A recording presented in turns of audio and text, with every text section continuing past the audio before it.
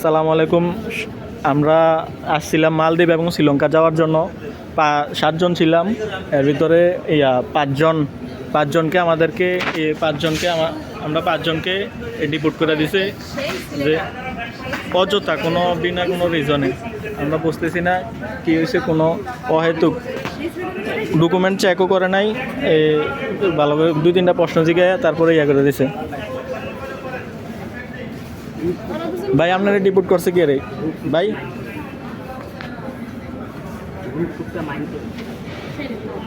অযথা ভাই, আমার সব কিছু ডকুমেন্ট ঠিক আছিল, তারপরও আমাদের কি কারণে ডিপোর্ট করছে একমাত্র আল্লাহ জানে। বলতেছে পাসপোর্ট একটা ডিপোর্ট ছিল দিয়ে দিছে, মাশাল্লাহ।